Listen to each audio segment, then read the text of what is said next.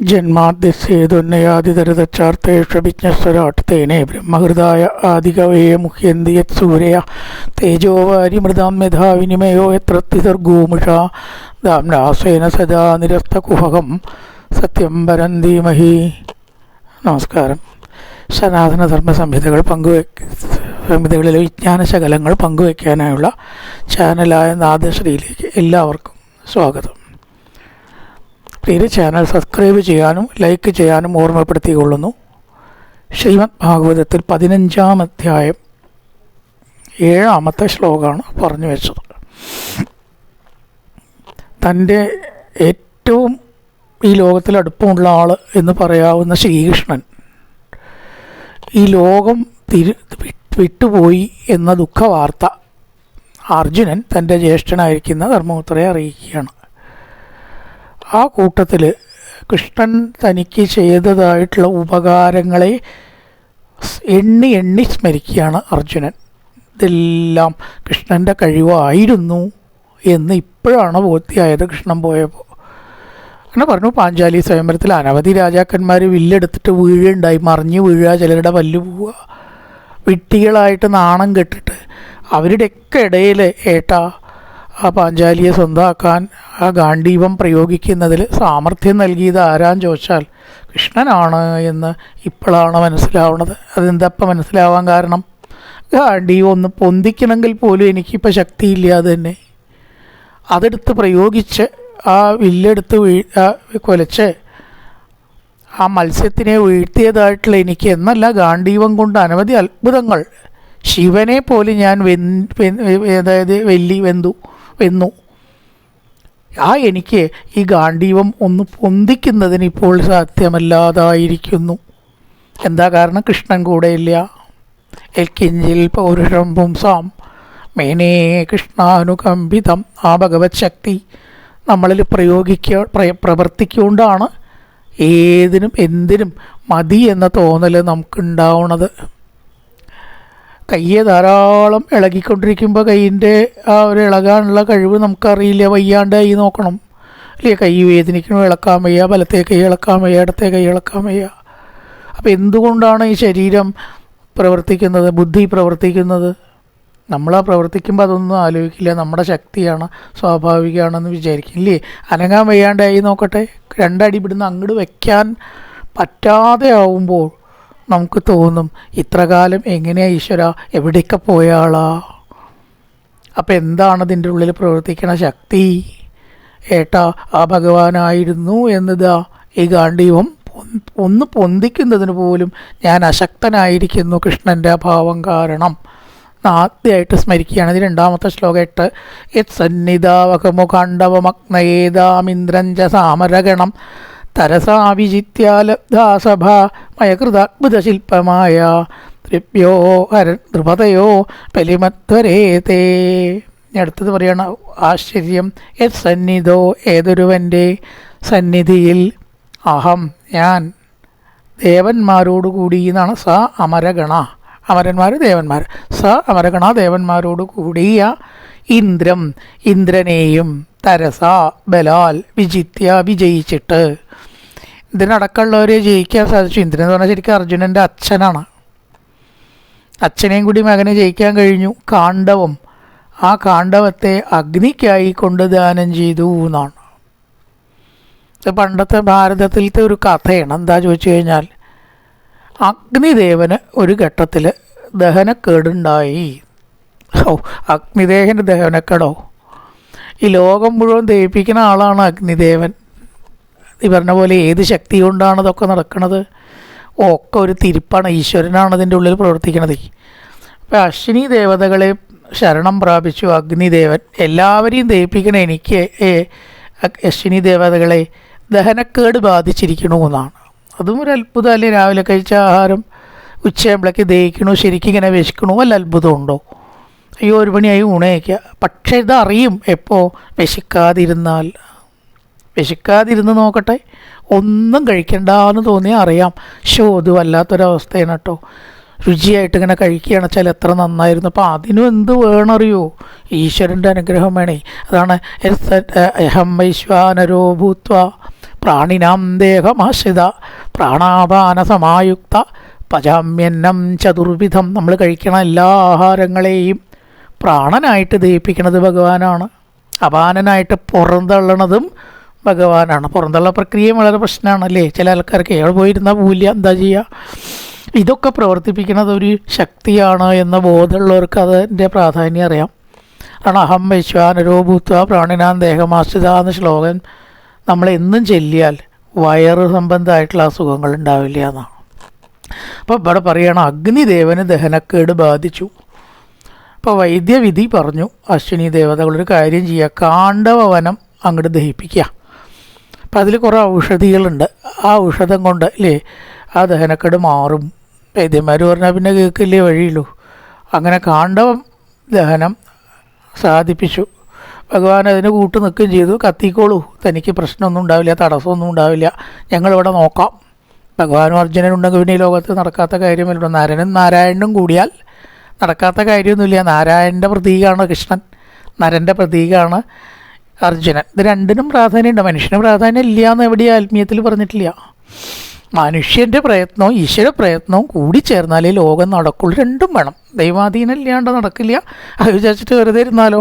അപ്പം ഇവർ കൂടിയിട്ട് പറഞ്ഞു അഗ്നിദേവനോട്, കാണ്ഡവം ആ വനം കത്തിക്കോളൂ, ആരും അങ്ങേ എതിർക്കില്ല, ഞങ്ങളാ പറയണത്, ഞങ്ങൾ നോക്കിക്കോളാം. അപ്പോൾ ഒരു അറിയിപ്പ് കൊടുത്തു, ഇതായി കാണ്ഡവനം കത്താൻ പോവുകയാണ്. ഇതിൻ്റെ ഉള്ളിലുള്ള ജീവജാലങ്ങൾ എല്ലാവരും ഓടി രക്ഷപ്പെട്ടോളണം. ഈ സമയമൊക്കെ കൊടുത്തു. അണക്കെട്ടൊക്കെ തുറക്കുമ്പോൾ ഒരു അറിയിപ്പുണ്ടാവില്ലേ, തീരദേശത്തുള്ളവർ ജാഗ്രത പാലിക്കണം. അതുപോലെ കാണ്ഡവനം കത്തുകയാണ്, എല്ലാ ജീവികളും ഓടി രക്ഷപ്പെട്ടോളണം. ഈ സമയമുണ്ട്. അത് പിന്നെ അതിൽ പെട്ട ആരും രക്ഷയുണ്ടാവില്ല. ജീവികൾക്ക് മനസ്സിലാവണ ഭാഷയൊക്കെ ഭഗവാൻ അറിയാം, എന്ത് ഭാഷയെന്നൊന്നും ചോദിക്കരുത് കേട്ടോ. അപ്പോൾ എല്ലാ ജീവികളും ആ കാണ്ഡവ വനത്തിൽ നിന്ന് രക്ഷപ്പെട്ടു, ഓടി രക്ഷപ്പെട്ടു. പക്ഷെ അതിലൊരുത്തൻ മാത്രം കുടുങ്ങി, മയൻ. ഈ മയൻ വേൾഡ് ശില്പിയാണ്, എംടെക് പാസ്സായിട്ടുള്ള ആളാണ്. അന്നത്തെ പ്രധാന കാര്യങ്ങളൊക്കെ നടത്തുന്നത് ഈ മയനാണ്. എവിടെ കെട്ടിടവിദ്യ ഉണ്ടെങ്കിലും വാസ്തു നോക്കി അതൊക്കെ പണിയാനും എങ്ങനെ ഉടമസ്ഥന് വേണോ അങ്ങനെ ശില്പവിദ്യ ചെയ്ത് പണിയാനും കഴിവുള്ള ആളാണ് മയൻ എന്ന വിശ്വശില്പി. ഇവൻ അതിൻ്റെ അകത്ത് പെട്ടു, കത്താനാണ് തുടങ്ങുകയും ചെയ്തു. ഇപ്പം വന്നിട്ട് ഭഗവാനെ ആശ്രയിച്ചു മയൻ. ഭഗവാനെ, എനിക്ക് എൻ്റെ ജീവൻ വേണം, ജീവനല്ലേ പ്രാണികൾക്ക് വലുത്, ശരീരമല്ലേ, എന്നെ ഒന്ന് രക്ഷിക്കണം എന്ന് പറയും. തന്നോട് നേരത്തെ അറിയിപ്പ് കിട്ടിയില്ലേ കാണ്ഡവനം കത്താൻ പോവുകയാണെന്ന്, അപ്പോൾ എന്തേ രക്ഷപ്പെടാഞ്ഞ്? അർജുനൻ ദേഷ്യപ്പെട്ടു. സമയം പാലിച്ചിട്ട് ചെയ്തോളാം, ഇനിയിപ്പോൾ എന്താ ചെയ്യുക, കത്താൻ തുടങ്ങിയ. ഭഗവാൻ ഇടപെട്ടു. ഒരു അർജുന അതിനെ രക്ഷിച്ചേക്ക്, പാവം, എന്താ അപ്പം അവൻ്റെ ജീവൻ കളഞ്ഞിട്ട് നമുക്ക് കാര്യം. എന്നാൽ അങ്ങനെ ആയിക്കോട്ടെ. ഭഗവാൻ പറഞ്ഞാൽ പിന്നെ അതിൽ അപ്പീലില്ല, മയാ താൻ രക്ഷപ്പെട്ടോളൂ, അവസരം തരാം. അപ്പം മയന് സന്തോഷമായി, ജീവനാണ് കിട്ടിയതേ. ഈ കാണ്ഡവനൊക്കെ കഴിഞ്ഞപ്പോൾ ഈ മയൻ ഇവരുടെ പിന്നാലെ കൂടി അർജുനനോടും ഭഗവാനോടും പറഞ്ഞു, അല്ല, എൻ്റെ ജീവൻ രക്ഷിച്ചതിന് എന്തെങ്കിലും ഒരു പ്രതിഫലം നിങ്ങൾക്ക് തരണം എന്ന് എനിക്കുണ്ട്. അപ്പോൾ ഭഗവാൻ പറഞ്ഞു, ജീവൻ രക്ഷിച്ചതിനൊന്നും ഞങ്ങൾ പ്രതിഫലം വാങ്ങാറില്ല, താൻ പൊക്കോ എവിടേക്കാച്ചാ, ഇതിനെന്തിനാ പ്രതിഫലം? അല്ല അങ്ങനെയല്ല, എൻ്റെ ഒരു സന്തോഷത്തിനാണ്, അല്ലേ, സന്തോഷത്തിനാണല്ലോ കൈക്കൂലിയൊക്കെ, എൻ്റെ ഒരു സന്തോഷത്തിനെന്ന് പറഞ്ഞിട്ടാണ് ഈ ദുശീലങ്ങൾ ശീലിപ്പിക്കുക നമ്മളെ. എന്നാ തനി പണ്ട് ഈ ഭാഗം കഴിഞ്ഞപ്പോൾ പാണ്ഡവന്മാർക്ക് ഒരു മൊട്ടക്കുന്നാണ് അത്രേ കൊടുത്തത്. ഭീമന് ദേഷ്യം വന്നു, ഇതാണോ നമുക്ക് തരണത് ഭാഗപ്രകാരം? ഇന്നത്തെ ഇന്ദ്രപ്രസ്ഥത്തിലവിടെ അത്ര സൗകര്യങ്ങളൊന്നും ഇല്ലാത്തൊരു നല്ല പ്രദേശമായിരുന്നില്ല എന്നാണ്. അത് അവരെടുത്തോട്ടെ എന്ന് പറഞ്ഞു ദുര്യോധനൻ. അപ്പം ഭഗവാൻ പറഞ്ഞു, അത് മേടിച്ചോളൂ ഭീമ, കിട്ടിയത് മേടിച്ചോളൂ, നമുക്ക് പിന്നെയൊക്കെ നേരേക്കാം. അപ്പം സ്ഥലം സർവേ ചെയ്ത് അത് നേരേക്കേണ്ട ബാധ്യത ഈ മയനെ കൊണ്ട് കഴിപ്പിക്കാമെന്ന് ഭഗവാൻ വിചാരിച്ചു. മയ, തനിക്ക് അങ്ങനെ ഞങ്ങൾക്കൊരു ഉപകാരം ചെയ്യണം, ജീവൻ രക്ഷിച്ചതിനെന്നുണ്ടെച്ചാൽ ഒരു കാര്യം ചെയ്യൂ. ഇവിടെ ഈ കാണ്ഡവനം നിൽക്കുന്ന സ്ഥലത്താണ് ഇത്ര പണ്ടത്തെ, അവിടെയാണ് ഇന്ദ്രപ്രസ്ഥം, അവിടെയാണ് അവിടെ ഒരു നല്ലൊരു കെട്ടിടം പണിയുക. ലോകത്തിൽ ഇതുവരേക്കും ഇല്ലാത്ത രീതിയിലുള്ളൊരു കെട്ടിടം തനിക്ക് അവിടെ പണിത് തരാൻ പറ്റുമോ എന്ന് ചോദിച്ചു. ഓ ചെയ്യാലോ, അതിനെന്താ പ്രയാസം എന്ന് പറഞ്ഞ് നിമിഷ നേരം കൊണ്ട് മയൻ തൻ്റെ സങ്കല്പം കൊണ്ട് സ്ഥലജല വിഭ്രാന്തി അടക്കം ഉണ്ടാക്കണ വലിയൊരു മന്ദിരം അവിടെ പണി കഴിപ്പിച്ചു. സ്ഥലജല വിഭ്രാന്തി വേണ്ടാത്ത ചിന്തയോട് കൂടിയിട്ട് അതിയെ പോയാൽ വെള്ളമില്ലാത്ത ദിക്കിൽ വെള്ളമുണ്ട് തോന്നും, വെള്ളമുള്ള ദിക്കിൽ വെള്ളമില്ല എന്നും തോന്നും. അത്ര അത്ഭുതങ്ങളുള്ള ഒരു കെട്ടിടം പാണ്ഡവന്മാർക്ക് പണി ചെയ്ത് കൊടുത്തു. ഇതാര് പറഞ്ഞിട്ടാണ് ചെയ്തത്? മയനൊന്നും ഒരാൾ പറഞ്ഞാൽ കേൾക്കില്ല, ഭഗവാൻ പറഞ്ഞതുകൊണ്ടാണ് കേട്ടത്.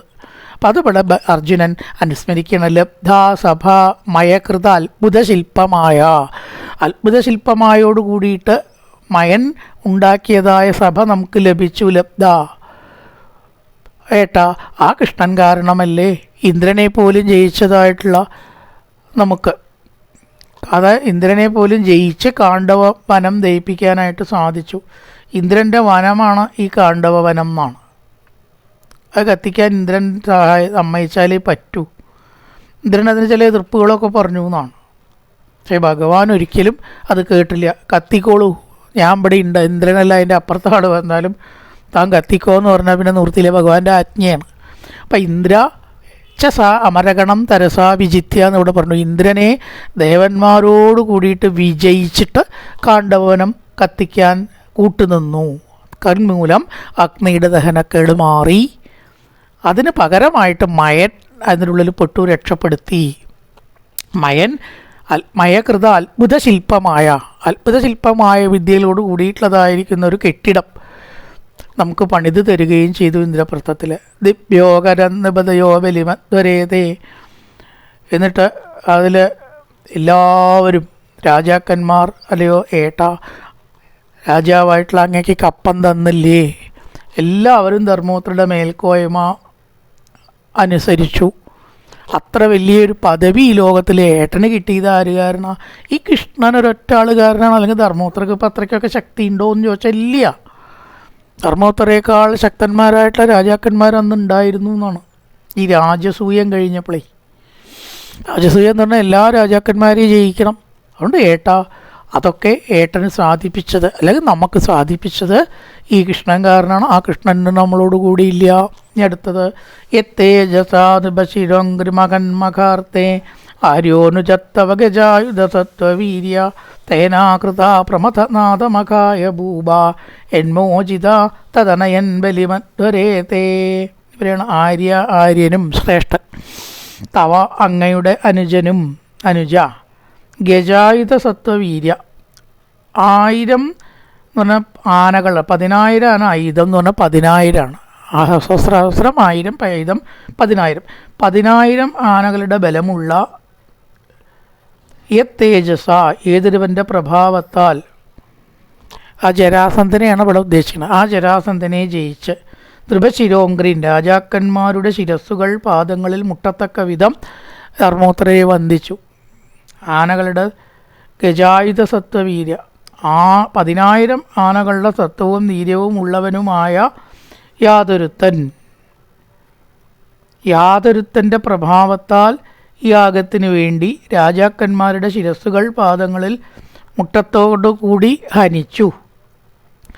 പ്രമഥനാഥൻ പൂജയ്ക്കായിക്കൊണ്ട് അവനാൽ ആഹരിക്കപ്പെട്ട രാജാക്കന്മാർ യാതൊരുവനാൽ മോചിക്കപ്പെട്ട അങ്ങയുടെ യാഗത്തിൽ അനയൻ കൊണ്ടുവന്നു. 10,000 ആനകൾക്ക് സമമായ വീര്യമുള്ള ജരാസന്ധൻ അനുജനുമായിരിക്കുന്ന അങ്ങയുടെ ഉത്സാഹവും വീര്യവും ഉള്ളവനും എൻ്റെ ജ്യേഷ്ഠനും അങ്ങയുടെ അനുജനും, അർജുനൻ്റെ ജ്യേഷ്ഠനാണ്, ധർമ്മപുത്രയുടെ അനിയനുമാണ് ആയ ഭീമസേനൻ രാജസൂയം നടത്തുവാൻ വേണ്ടി രാജാക്കന്മാരുടെ കാൽക്കൽ നമസ്കരിപ്പിച്ചു കൊണ്ടിരുന്ന ജരാസന്ധനെ ഹനിച്ചു. ആരാണ് ജരാസന്ധനെ ഹനിച്ചത്? ഭീമനാണ്. തലയോ ഏട്ടാന്ന് വിളിക്കുകയാണ്. അങ്ങയുടെ അനുജനും എൻ്റെ ജ്യേഷ്ഠനും ആയിരിക്കുന്ന ഭീമൻ 10,000 ആനകൾക്ക് സമാനമായിരിക്കുന്ന ഉത്സാഹവും വീര്യവും ഉള്ളവനും എൻ്റെ ജ്യേഷ്ഠനും അങ്ങയുടെ അനുജനും ആയ ഭീമസേനൻ രാജസൂയം നടത്താൻ വേണ്ടി കാൽക്കൽ നമസ്കരിപ്പിച്ചു കൊണ്ടിരിക്കുന്ന ജരാസന്ധനെ സന്നിധാനം നിമിത്തം ഹനിച്ചു. ഭീമൻ അത് വധിക്കാനുള്ള ശക്തി ഉണ്ടാക്കി കൊടുത്തത് ശരിക്കും പറയാച്ച ഭഗവാനാണ്. കാരണം 27 ദിവസം ദ്വന്ദ്വയുദ്ധം നടത്തിയിട്ട് ജരാസന്ധന് യാതൊരു തളർച്ചയില്ല. 72 അധ്യായത്തോട് കൂടിയിട്ട് ദശമത്തിൽ പറയുന്ന കഥകളാണ് അതൊക്കെ. യാതൊരു തളർച്ചയില്ല ജരാസന്ധന്. ഭീമൻ വല്ലാണ്ട കഷ്ടത്തിലായി എന്നാണ് പറയണത് 27 ദിവസമായപ്പോൾ. അവസാനം ഭഗവാൻ അതിൻ്റെ മാർഗം പറഞ്ഞു കൊടുത്തത്. ആദ്യം പറഞ്ഞു കൊടുത്തുകൂടെയും ചോദിച്ചാൽ എന്താ നിശ്ചയില്ല കേട്ടോ, ചില ചോദ്യങ്ങൾക്ക് ഉത്തരമില്ല. കാരണം ഭീമൻ്റെ അഹങ്കാരം ഒന്ന് തീരട്ടെ വെച്ചിട്ട് താൻ കുട്ടിയെ ഒന്നും പറ്റില്ല. അങ്ങനെ ഒരു കൊമ്പ് പിളർന്നിട്ട് തിരിച്ചാമറിച്ചിട്ട് കാണിച്ചു കൊടുത്തു. ഒരു കൊമ്പിൻ്റെ ഒരറ്റത്തിൻ്റെ സ്ഥാനത്ത് മറ്റേ കൊമ്പിൻ്റെ തിരിച്ചുള്ള അറ്റം കടയും തലയും മാറ്റി ഇടണം. അങ്ങനെ ഇട്ടാൽ മാത്രമേ ജരാസന്ധനെ കൊല്ലാൻ പറ്റൂ. ആ കാല് പിടിച്ചുകൊണ്ട് വലിച്ചു കീറിയിട്ട് ഒരു കഷ്ണത്തിൻ്റെ തലയുടെ സ്ഥാനത്ത് മറ്റേ കഷ്ണത്തിൻ്റെ കാല് വരത്തക്ക വിധം തിരിച്ചിട്ടാലേ ഈ ജരാസന്ധനെ കൊല്ലാൻ പറ്റുള്ളൂ. അത് പണ്ട് അദ്ദേഹത്തിന് കിട്ടിയൊരു വരമാണ്. അല്ലാണ്ട് അദ്ദേഹത്തിനെ കൊല്ലാൻ സാധ്യമല്ല. ഇതാർക്കേ അറിയുള്ളൂ, ഭഗവാന് മാത്രമേ അറിയുള്ളൂ ഈ രഹസ്യം. അത് കഥകളൊക്കെ ഉണ്ട്. അവിടേക്കൊന്നും ഇപ്പോൾ പോകേണ്ട ആവശ്യമില്ല, അതുകൊണ്ട് പോകണില്ല, ഒരുപാട് നീളും. അപ്പം അങ്ങനെ കാണിച്ചു കൊടുത്ത് ഈ ജരാസന്ധനെ കൊല്ലാനുള്ള ശക്തി അങ്ങയുടെ അനുജനും എൻ്റെ ഏട്ടനുമായ ഭീമനുണ്ടാക്കി കൊടുത്തത് ആരാണ്? ഭഗവാനാണ്. അല്ലെങ്കിൽ ഉണ്ടോ ജരാസന്ധനെ കൊല്ലാൻ ആർക്കെങ്കിലും സാധിക്കണോ? അന്ന് ജീവിച്ചിരിക്കുന്ന ഒരാൾക്കും ഈ സത്യം അറിയില്ല. അതുകൊണ്ട് തന്നെ ജരാസന്ധനെ കൊല്ലാൻ ആർക്കും സാധ്യമല്ല എന്നാണ്. ആ കഴിവ് ഭീമനുണ്ടാക്കി കൊടുത്തു. നമ്മുടെ 10,000 ആനകൾക്ക് സമമായിട്ടുള്ള ഉത്സാഹവും വീര്യമുള്ള ആളാണ് ആര്? ഭീമസേനൻ. അതേപോലത്തെ ആൾ തന്നെ കേട്ടോ ജരാസന്ധനും. അപ്പം ജരാസന്ധന് തുല്യമായിട്ടുള്ള ശക്തിയുണ്ട് ഭീമന്, എന്നിട്ടും കൊല്ലാൻ കഴിഞ്ഞില്ല എന്നാണ് പറയുന്നത്. ജരാസന്ധനുണ്ട് ഈ 10,000 ആനകൾ. ഐതസത്ത പതംഗജ വീര്യോ എന്നൊരു പ്രയോഗമുണ്ട്. ഐതസത്ത മതംഗ വീര്യൻ, 10,000 ആനകളുടെ ശക്തിയുള്ള ജരാസന്ധൻ. അവിശേഷണം ജരാസന്ധനും ആവാം, പക്ഷെ ഇവിടെ ഭീമനാ ചേർത്തിരിക്കണം. ഗജായുധ സത്വവീര്യ, 1000 ആനകളുടെ ബലമുള്ള യാതൊരുവൻ തനിച്ച് സാധിച്ചില്ല. എങ്ങനെയാ? യാതൊരുവൻ്റെ പ്രഭാവത്താൽ, കൃഷ്ണൻ്റെ പ്രഭാവത്താൽ. ഈ ശക്തി കൊണ്ടൊന്നും ഒരു കാര്യമില്ല. ഇപ്പം മഹർഷിമാർക്ക് കായിക ബലം ഉണ്ടാവുമോ? അത്രയൊന്നും ബലം ഉണ്ടാവും. പക്ഷേ അവരുടെ തപശക്തി കൊണ്ടാണ്. വസിഷ്ഠനും വിശ്വാമിത്രനും തമ്മിലുള്ള മത്സരം പറയും പല സ്ഥലത്തും. വസിഷ്ഠാശ്രമത്തെ തകർക്കാൻ ശ്രമിച്ച സമയത്ത് വസിഷ്ഠൻ്റെ തപശക്തി കൊണ്ട് വിശ്വാമിത്രനെ തകർത്ത് തരിപ്പണാക്കി. തരിപ്പണാക്കി. അന്നാണ് വിശ്വാമിത്രൻ മനസ്സിലാക്കിയത് ഈ വക ശക്തികളെ കൊണ്ടൊന്നും കാര്യമില്ല. അന്ന് കിരീടം ചെങ്കോല അഴിച്ചു വെച്ച തപസ്സിന് പോയി. എന്നിട്ടാണ് വിശ്വാമിത്രൻ ബ്രഹ്മർഷിയായത്. അപ്പോൾ ഈ ബലം കൊണ്ട് വല്ല കാര്യമുണ്ടോ? തടിയൂക്ക് കൊണ്ടും ബലം കൊണ്ടും എല്ലാം നേടാം എന്ന് നമ്മുടെ തെറ്റിദ്ധാരണയാണ്. അതുകൊണ്ട് യാതൊരുവൻ്റെ ബലത്താൽ തേജസ, ഏട്ടാ ആ കൃഷ്ണൻ്റെ ശക്തി കൊണ്ടല്ലേ ഭീമന് ജരാസന്ധനെ കൊല്ലാൻ കഴിഞ്ഞത്. അലച്ച ജരാസന്ധനെ കൊല്ലാൻ കഴിയില്ല. തോൽവി സമ്മതിച്ച് നാണം കടണ്ടിരും എൻ്റെ ഏട്ടനും അങ്ങയുടെ അനിയനുമായിട്ടുള്ള ഭീമന്. അപ്പം അന്ന് രക്ഷിച്ചു എന്നിവിടെ ഓർക്കുകയാണ്. ആരോ അനുജസ്തവ തവ അനുജ ഗജായുധ സത്വവീര്യ. ചില്ലറക്കാരനല്ല ഭീമൻ. അതേ ബലം ജരാസന്ധനും ഉണ്ട്, അതേ ബലം ഭീമനും ഉണ്ട്. തേനാകൃത പ്രമതനാഥമകായ ഭൂപ എന്മോചിതാസ്തനയൻ ബലിമദ്വരേതേ. നമ്മളുടെ ബന്ധുവും സ്വാമിയുമായിട്ടുള്ള ഭഗവാൻ ഇപ്പോൾ നമ്മളെ പിരിഞ്ഞു. ഏതൊരു കാരണത്താൽ രാജാക്കന്മാർ മുഴുവൻ, ജരാസന്ധൻ്റെ കാക്കൽ നമസ്കരിച്ചിരുന്ന രാജാക്കന്മാർ മുഴുവൻ ഇപ്പം ആരെ നമസ്കരിക്കാൻ തുടങ്ങി? ധർമ്മോത്തരയെ നമസ്കരിക്കാൻ തുടങ്ങി. കാരണം രാജസൂയ നടത്തിയത് ആരാ ചോദിച്ചാൽ ധർമ്മോത്തരാണ്. ജരാസന്ധൻ്റെ കാൽക്കൽ നമസ്കരിച്ചിട്ടുള്ളതായ അനേകം രാജാക്കന്മാർ ഏട്ടാ അങ്ങയുടെ കാക്കൽ വന്ന് നമസ്കരിക്കാറാക്കി. ഇതൊക്കെ ചെയ്യിക്കണത് ഭഗവാനാണ്. മറ്റുള്ളവർ നമ്മളെ ബഹുമാനിക്കുന്നതും ബഹുമാനിക്കാണ്ട് ആക്കുന്നതും മാനവും അപമാനവും ഉയർച്ചയും താഴ്ചയും എല്ലാം നിശ്ചയിക്കുന്നത് ഭഗവാനാണ്. അപ്പം ആ ഭഗവാൻ സ്വാധീനമാവുക എന്നുള്ളതാണ് ഈ ലോകത്തിലെ ഏറ്റവും വേണ്ടത്. അതായാൽ പിന്നെ ബാക്കിയൊക്കെ തന്നെ വന്നോളും. അതല്ലെങ്കിലോ വരില്ല. അപ്പം അത് എങ്ങനെ വരും എന്നൊന്നും നമുക്കൊന്നും പറയാനൊന്നും പറ്റില്ല. ഒക്കെ രഹസ്യങ്ങളാണ്. അനവധി കാലം തപസ് ചെയ്തിട്ടാണ് പലരും ആ ഭഗവാനെ സ്വാധീനമാക്കണത്. അപ്പോൾ എളുപ്പമല്ല എന്ന് നമുക്ക് മനസ്സിലാവുന്നുണ്ട്. എളുപ്പമല്ല. ദൈവാധീനം ഉണ്ടാവുക, സിദ്ധി ഉണ്ടാവുക, ഈശ്വരനെ നമ്മുടെ വശത്താക്കുക, ഇതൊക്കെ എളുപ്പമല്ല. എവിടെയെങ്കിലുമൊക്കെ പോയിട്ട് തൊഴുതിട്ടോ എന്തെങ്കിലുമൊക്കെ നമ്മൾ കാട്ടിക്കൂട്ടിയിട്ടോ ഒന്നും കാര്യമില്ല. ഇതൊന്നും അല്ല അതിൻ്റെ പൊരുൾ. പിന്നെ എന്താ ചോദിച്ചാൽ അറിയണവർക്കേ അത് പറയാനൊന്നും പറ്റില്ല അത്. അപ്പം അതുകൊണ്ട് ഏട്ടാ, ആ കൃഷ്ണൻ സ്വാധീനത്തിൽ ഉണ്ടായതുകൊണ്ടല്ലേ ഈ ഇത്രയും കൂറ്റനായിട്ടുള്ള ജരാസന്ധനെ എൻ്റെ ഏട്ടനോ അങ്ങയുടെ അനിയനുമായിട്ടുള്ള ഭീമനെ വധിക്കാനായിട്ട് സാധ്യത. ദൈവാധീനമായ ഈശ്വരൻ്റെ അനുഗ്രഹവും കാലം തിരിഞ്ഞാൽ ഒന്നും നടക്കില്ല അല്ലേ? കാലം അനുകൂലമായാലോ എല്ലാം തന്നെ വരുന്നതാണ്. നമ്മൾ ശ്രമിച്ചിട്ടല്ല പലതും. അതുകൊണ്ട് ഈശ്വരാധീനം നമുക്ക് എപ്പോഴും ഉണ്ടാവണം. അതൊരു പരിധിവരെയൊക്കെ ഭക്തി കൊണ്ട് ഭജിക്കുക. അപ്പോൾ ഇവിടെ ജരാസന്ധവധത്തെയാണ് ഇവിടെ ഉദ്ദേശിച്ചത്. പത്ന്യാത്തവാതിമകക്ലിത്തമകാഭിഷേകശ്ലാകിഷ്ടചാരുകബരം കിതവൈ സഭായാം പിട്ടംബിഗീര്യപദയോപതിദാശ്രുമുഖ്യാഃ ഏതത്രിയോ കൃത അദേശ വിമുക്ത കേശ. ഈ മറ്റൊരു മഹാസംഭവം ഇവിടെ ഓർക്കുകയാണ്. അങ്ങയുടെ പത്നി എന്ന് പറഞ്ഞാൽ എൻ്റെയും കൂടി പത്നിയാണ്, അർജുനനാണല്ലോ പറയുന്നത്. 5 ആൾക്കാരുടെ പത്നിയാണ് പാഞ്ചാലി. പത്നിയാസ്തവ അതിമകക്ലിത്ത മഹാഭിഷേക, ഏറ്റവും ശ്ലാഘിക്കത്തക്കതും മനോഹരവുമായിട്ടുള്ള സഭയിൽ ആ ദുര്യോധനനും ദുശാസനനും വാർത്ത അഴിച്ച് അപമാനിക്കാൻ ശ്രമിച്ചു. ഇതിലും ഇതൊരു സ്ത്രീക്ക് എന്താണ് അപമാനം വരാനുള്ളത്? മകക്ലിത്ത മകാഭിഷേക ശ്ലാഘിഷ്ട ചാരുകബരം, തലമുടി ചുറ്റിപ്പിടിച്ച് അഴിച്ചു. ഇതവൈ സഭായാം ദുഷ്ടരാജാക്കന്മാർ ദുര്യോധനൻ ദുശാസനൻ മുതലായിട്ട് ഒരു കാരുണ്യം കൂടാതെ ആ പാഞ്ചാലിയെ അപമാനിച്ചു. അപ്പോഴോ പിട്ടംബിഗീര്യപദയോ പതിതാശ്രുമുഖ്യ, ശരീരം മുഴുവനെ തളർന്ന് മനസ്സ് മുഴുവനെ തളർന്ന് 2 കണ്ണിൽ നിന്നും വെള്ളം ധാരധാരയായിട്ട് ഒഴുകി. ഹാ കൃഷ്ണ, ഇങ്ങനൊരവസ്ഥ എനിക്ക് നേരിടേണ്ടി വന്നല്ലോ. മഹാരഥന്മാരായിരിക്കുന്ന 5 ഭർത്താക്കന്മാരുണ്ടാവുക, കൃഷ്ണ അങ്ങയുടെ ഭക്തയായിട്ട് ഞാൻ ഉണ്ടാവുക, എന്നിട്ടും ഈ ഒരവസ്ഥ എനിക്ക് വന്നില്ലേ? സദസ്സിൽ വെച്ചിട്ട് വസ്ത്രം അഴിച്ച് അപമാനിക്കുക എന്ന് പറഞ്ഞാൽ ഏതത്രിയോ കൃതകദേശ വിമുക്ത കേശ, ഏതൊരു കൈകളെ കൊണ്ട് പാഞ്ചാലിയുടെ വസ്ത്രം സ്ത്രീത്വത്തെ അപമാനിച്ചുവോ അവരെ വധിച്ച് അവരുടെ ആ ഭർത്താക്കന്മാരെ, അതായത് ആ സ്ത്രീകളെ, ഇവരുടെ പത്നിമാരെ എന്നർത്ഥം, അപമാനിച്ചവരുടെ പത്നിമാരെ വിധവകളാക്കി തീർത്തു.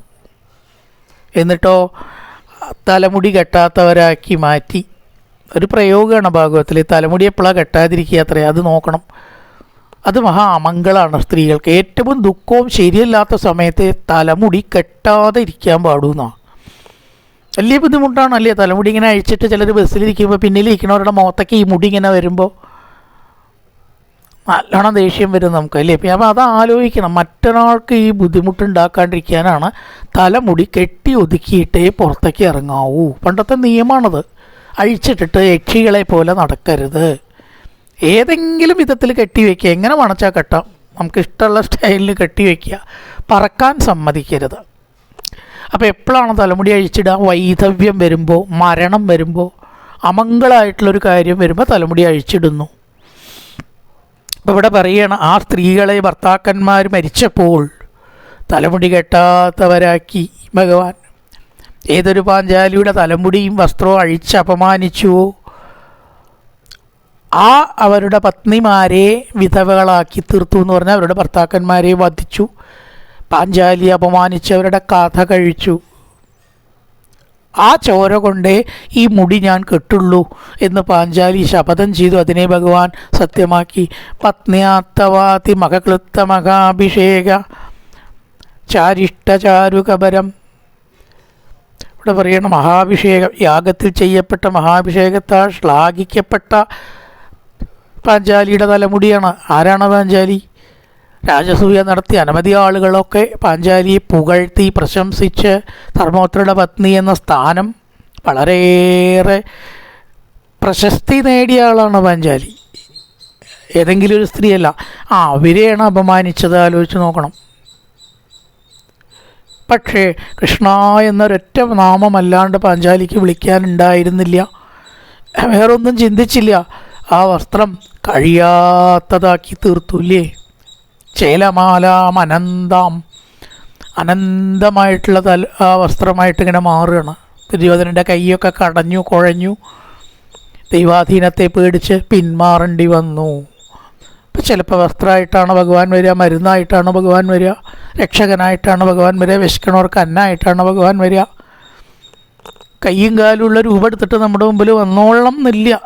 ചിലപ്പോൾ അങ്ങനെയാവും, അല്ലാണ്ടിയാവാം. അപ്പം അവിടെ അതാണ് ഭഗവാൻ എന്ന് വിചാരിക്കണം. സംപൃഷ്ടംബികീര്യ പതയോ പതിതാശ്രുമുഖ്യ. അനവധി അനവധി അനവധി രാജാക്കന്മാർ അതാണ് പറഞ്ഞത്. ഈ ദുര്യോധനൻ ദുശാസനൻ ഇത്തരം അകൃത്യം ചെയ്തിട്ട് അവരുടെ സ്ത്രീകളെ തലമുടി കെട്ടാത്തവരാക്കി തീർത്തു ഭഗവാൻ. യുദ്ധത്തിൽ അവരെ വധിച്ചിട്ട് അവരുടെ സ്ത്രീകളെ വിധവകളാക്കി തീർത്തു. അതും ഈ കൃഷ്ണകാരുണ്യമായിരുന്നില്ലേ? ഇനി അടുത്തത് പറഞ്ഞു, യോ നോ ജുഗോഭവനമേത്ത ദുരന്തകൃച്ചാർ ദുർവാസസോരിവിഹിതാന്തയുധാഗ്രഭുക്യ ശാഖാന്ന ശിഷ്ട ഉപയുഞ്ജത ത്രിലോകീൻ തൃപ്താമമം തലിലേ വിനിമഗ്നസംഘ. ഇനി മറ്റൊരു സംഭവം ഓർക്കുകയാണ്. ഈ പാണ്ഡവന്മാർക്കൊരു അക്ഷയപാത്രം കൊടുത്തിരുന്നു ഭഗവാൻ എന്നാണ്. എത്ര ഭക്ഷണം വേണമെങ്കിലും ആ പാത്രത്തിൽ വിചാരിച്ചു കഴിഞ്ഞാൽ ഉണ്ടാവും. 10,000 ആൾക്കാരോട് കൂടിയിട്ടാണെങ്കിലും സദസ്സിൽ ഭക്ഷണം കഴിക്കാൻ ആ പാത്രത്തിൽ ഉണ്ടാവും. അങ്ങനെ ഒരു പാത്രമാണ് അക്ഷയപാത്രം. പക്ഷെ അതിലൊരു പ്രത്യേകതയുള്ളത്, ഭക്ഷണം കഴിഞ്ഞ് കവുത്തിയാൽ പിന്നെ ഭക്ഷണം അടുത്ത ഭക്ഷണ സമയത്തേ ഉണ്ടാവുള്ളൂ, ഇടയിലുണ്ടാവില്ല. അങ്ങനെ കവുത്തിയ സമയത്ത് കഥകളുണ്ട്. ദുർവാസാവ് അവിടെ വന്നു. ഭക്ഷണം കൊടുക്കില്ല എന്ന് പണ്ട് പറയാൻ പാടില്ല.